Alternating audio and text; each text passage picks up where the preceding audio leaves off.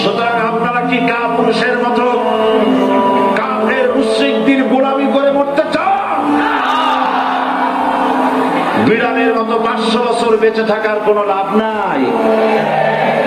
সিংহের মতো এক খন্ড বাঁচতে চাই। আজকে পুলিশ বিএনপি জামাত ইসলামী যেখানে পায় মিছিলে বাইরে সমানে ঠেকায়, এই পুলিশের আবার আওয়ামী লীগ যেখানে পাবে ক্ষমতায় না থাকলে সেখানেই পিটাবে। ঠিক কিনা? এগুলি মনে করে রাখতে হবে। এগুলি ইতিহাস, এগুলি ইতিহাস। আমি কি বানাই বলছি না? ঠিক বললাম? এই পুলিশরাই দেখে রেখে দেয়। সময় আসবে এমন ইন্দুরের গর্ত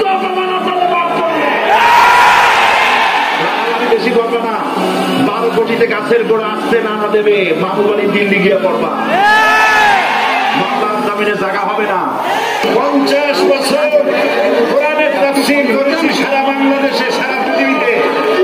আমাকে বানানো হয়েছে যুদ্ধ অপরাধী, আমাকে বানানো হয়েছে চোর, ডাকাত, হত্যাকারী, ধর্ষণকারী।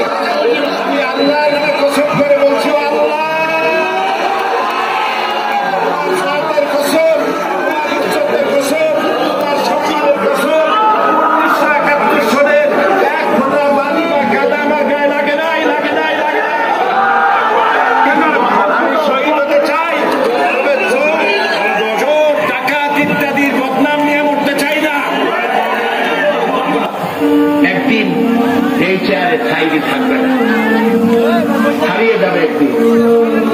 কানে যেদিন খবর আসবে সাইডে নাই, একদিন ইতিহাস থেকে আমিও হারায় যাব।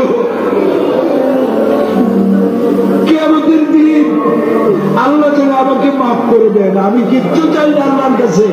আল্লাহ যদি বলেন কিয়ামতের তোরে মাফ করে দিলাম, এর থেকে বড় পাওনা আমার নাই। হায় আল্লাহ, এদেশে ইসলামের জন্য কারা রক্ত দেয়? আল্লাহ, এ জমিনে ইসলামের জন্য কারা মাইর খায়? এই জমিনে ইসলামের জন্য রাস্তায় রাস্তায় জীবন দেয় কারা? তুমি কি চেনো না?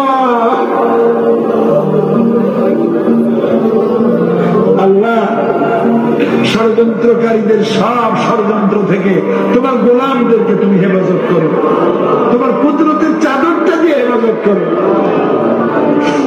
আল্লাহুম্মা লা তারুদ্দানা খায়িবিন, আল্লাহুম্মা লা তারুদ্দানা খায়িবিন। আল্লাহ যা বলতে পারলাম না তা তুমি নিশ্চয়ই বুঝো। আল্লাহ একেবারে খালি হাতে ফেরত দিও না। আল্লাহুম্মা লা তারুদ্দানা খায়িবিন, একেবারে কিছু না দিয়া খালি হাতে এতগুলো মানুষকে তুমি ফেরত দিতে পারো না, পারো না, পারো না। তুমি গফুর, গফফার, ওদুদ, সাত্তার। আসসালামু আলাইকুম ওয়া রাহমাতুল্লাহি ওয়া বারাকাতুহু।